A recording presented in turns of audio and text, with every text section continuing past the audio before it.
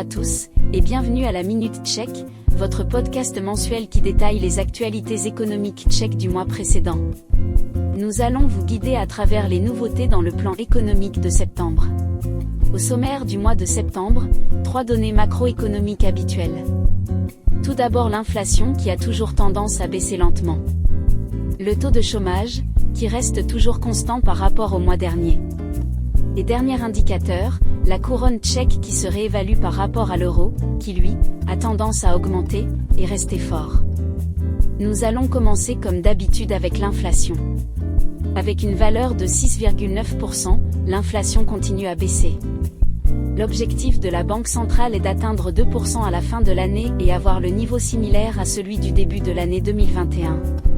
En septembre, l'inflation annuelle a été inférieure à la prévision d'été de la Banque nationale tchèque. Ceci est principalement dû à un ralentissement plus fort que prévu de la croissance des prix alimentaires. Les prix ont aussi diminué en raison de la fin de la saison touristique, baisse des prix et des frais de logement. En revanche, les prix des carburants ont baissé d'une façon plus modérée d'une année sur l'autre. En général, les prix se stabilisent par rapport à l'année dernière et continuent de baisser. Nous allons continuer avec le taux de chômage qui est resté au même niveau qu'au mois d'août, et a atteint la valeur de 3,6%. En comparaison internationale, le taux de chômage en République tchèque est le plus bas de l'Union européenne. Au 30 septembre 2023, le Pôle emploi de la République tchèque a enregistré un total de 263 020 demandeurs d'emploi, soit 2217 de plus que le mois précédent, et 6640 de plus que l'année dernière. La part des chômeurs est restée inchangée d'un mois sur l'autre, tandis qu'en glissement annuel, la part des chômeurs est restée stable. Le marché du travail est influencé par la demande des employeurs pour les emplois d'ouvriers, notamment dans l'industrie manufacturière et la construction. Dans certaines régions, malgré un début de déclin des activités saisonnières, la demande de travailleurs saisonniers se maintient dans des domaines tels que la construction, l'agriculture, la production alimentaire et le commerce. Comme chaque année, la principale vague de diplômés est arrivée en septembre. Cependant, elle n'a pas eu d'impact majeur sur le marché du travail. Au contraire, le nombre de chômeurs du secteur de l'éducation a baissé. En septembre, c'est dans les régions d'Ústí-nad-Labem et de Moravie-Silésie que la proportion de chômeurs était la plus élevée.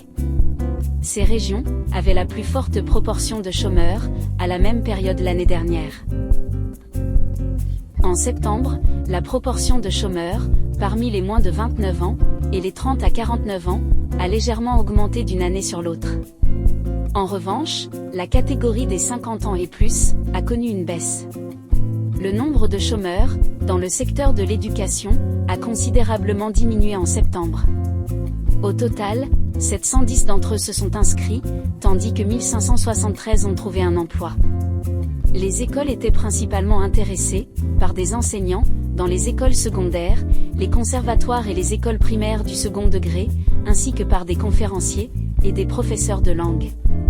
Comme d'habitude, c'est à Prague, et dans la région de Bohême centrale, que la demande de nouveaux employés est la plus forte.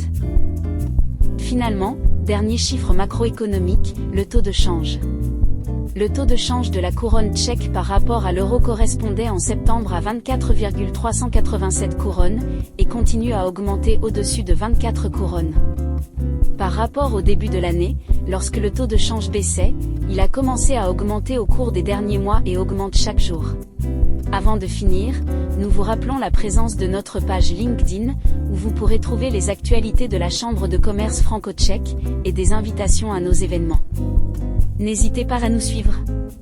N'oubliez pas non plus notre site web, avec toutes nos actualités et inscriptions aux prochains événements. Vous trouverez tous les liens dans la description de cette vidéo. Pour toute question d'ordre économique, n'hésitez pas à contacter nos collègues du Booster. Au nom de tous mes collègues, je vous remercie de suivre notre podcast mensuel, la Minute Tchèque. La Chambre de commerce franco-tchèque et moi-même, vous souhaitons une très bonne journée. À bientôt.